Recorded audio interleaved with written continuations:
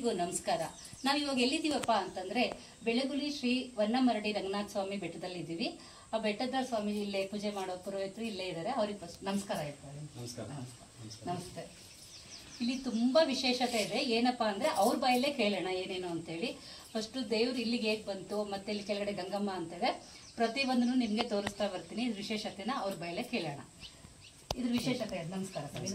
ವಿಶೇಷತೆ ಏನಿದೆ? ಪ್ರತಿ ಅಮಾವಾಸ್ಯೆ ಪೂಜೆ ಇರುತ್ತೆ. ಇವತ್ತು ಶನಿವಾರ ದಾಸವಾಳ ಇರುತ್ತೆ.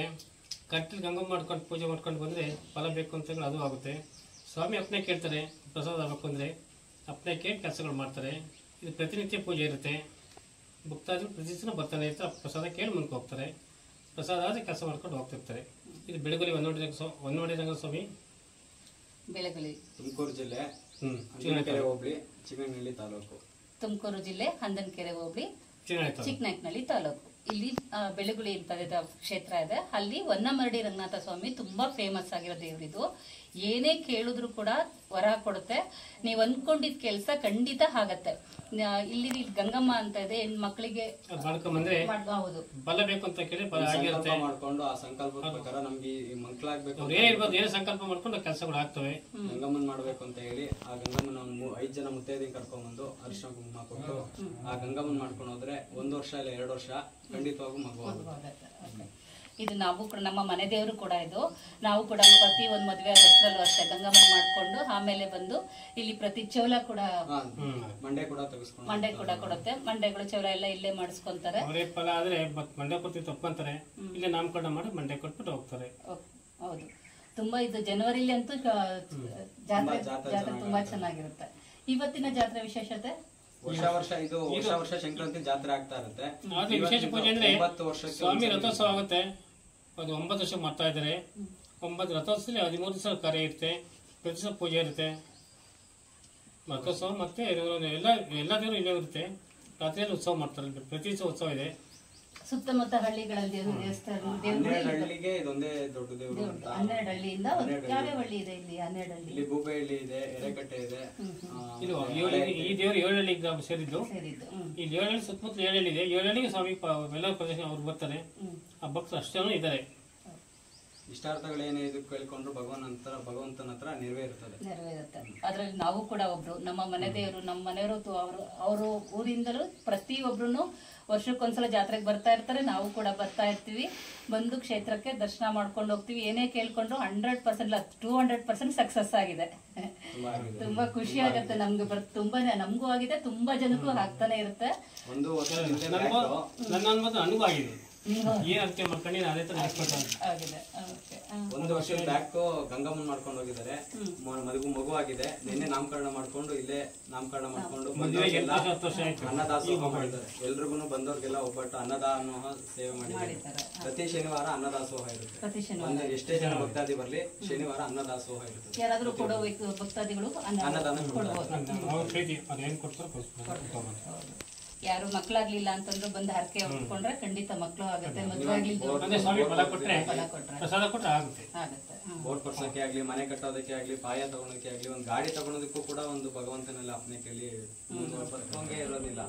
ಅಂತವ್ರನ್ನು ಕೂಡ ಕರ್ಕೊಂಡ್ಬಂದು 3 ಅಮಾವಾಸ್ಯೆಯಲ್ಲಿ 9 ಅಮಾವಾಸ್ಯೆಯಲ್ಲಿ ಬಂದು ಮಲಗಿಸಿದ್ರೆ ಅವ್ರು ಖಂಡಿತವಾಗಿ ಚೇತನವಾಗಿ ಹುಷಾರಾಗ್ತಾರೆ ಅನ್ನೋ ನಂಬಿಕೆ ಇದೆ. ಸುಮಾರು 1000 ವರ್ಷ ಹಿಂದಿನ ಒಂದು 1355 ಇಸ್ವಿಲಿ ಸ್ಥಾಪನೆ ಆಗಿರೋದು. 1355 ನಮ್ಮ ತಾತ ಮುತ್ತಾತ ಸುಮಾರು ತಲೆಗಳೆಲ್ಲ ಇದೆ. ಇದು ಹುಲಗ ಹಚ್ಚುತ್ತಾರಲ್ಲ ಪ್ರತಿ ಸಂಕ್ರಾಂತಿಲೂ. ಅದು ಸಂಕ್ರಾಂತಿ ಮತ್ತೆ ಶ್ರಾವಣದಲ್ಲಿ. ಮತ್ತೆ ಈಗ ಅಲ್ಲಿ ರಥೋತ್ಸವ ಆಗುತ್ತೆ. ಇಲ್ಲೊಂದ್ಸಲ ಹಚ್ಚಿ ಮತ್ತೆ ಅಲ್ಲಿ 2 ಸತಿ ಇರುತ್ತೆ.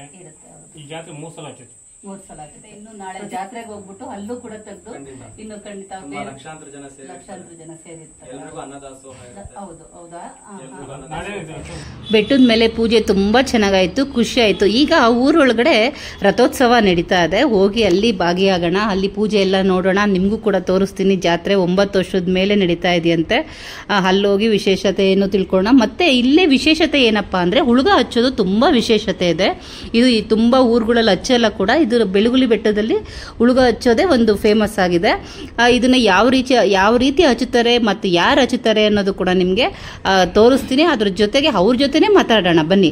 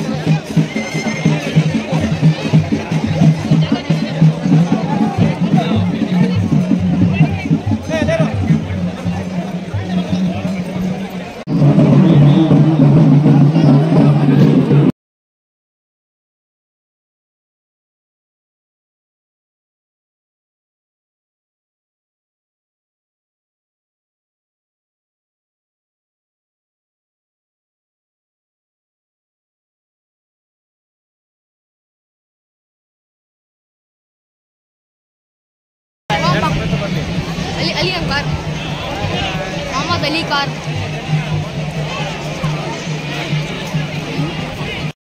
ರಥೋತ್ಸವ ಮುಗೀತು. ತುಂಬಾನೇ ಖುಷಿ ಆಯಿತು. ಹತ್ರದಲ್ಲಿ ನೋಡಿದ್ವಿ. ಪೂಜೆ ಎಲ್ಲ ಮಾಡಿಸ್ಕೊಂಡಾದ್ಮೇಲೆ ಈಗ ನಿಮಗೆ ಹೇಳಿದ್ದೆ ನಾನು, ಉಳುಗ ಇಲ್ಲಿ ವಿಶೇಷತೆ ಇದೆಯಪ್ಪ, ಅದನ್ನ ತೋರಿಸ್ತೀನಿ ಅಂತ ಹೇಳಿದ್ದೆ. ಹೌದು, ಅದು ತುಂಬಾನೇ ಇದೆ ನಿಮಗೆ ತೋರಿಸೋದು. ನೆಕ್ಸ್ಟ್ ವಿಡಿಯೋದಲ್ಲಿ ಮಿಸ್ ಮಾಡದೆ ತೋರಿಸ್ತೀನಿ. ಅವರು ಉಳುಗ ಹಚ್ಚೋರ ಹತ್ರನೇ ಅವರು ಖುದ್ದಾಗಿ ಅವರೇ ಹೇಳ್ತಾ ಇದ್ದಾರೆ ಇದು ಹೇಗೆ ಸ್ಟಾರ್ಟ್ ಆಯಿತು ಅಂತೇಳಿ, ಅದರದ ವಿಶೇಷತೆ ಏನು ಅಂತೇಳಿ ಅವರೇ ಹೇಳ್ತಾರೆ. ನಿಮಗೆ ನೆಕ್ಸ್ಟ್ ವಿಡಿಯೋದಲ್ಲಿ ಮಿಸ್ ಮಾಡದೆ ನೋಡಿ, ನೆಕ್ಸ್ಟ್ ವಿಡಿಯೋದಲ್ಲಿ ನಿಮಗೆ ತೋರಿಸ್ತೀನಿ. ಓಕೆ, ಈ ವಿಡಿಯೋ ನಿಮ್ಗೆ ಇಷ್ಟ ಆಗಿದ್ರೆ ಒಂದು ಲೈಕ್ ಮಾಡಿ, ಶೇರ್ ಮಾಡಿ, ಸಬ್ಸ್ಕ್ರೈಬ್ ಆಗದೆ ವಿಡಿಯೋ ನೋಡ್ತಾ ಇದ್ರೆ ಸಬ್ಸ್ಕ್ರೈಬ್ ಆಗಿ ವಿಡಿಯೋ ನೋಡಿ. ಓಕೆ.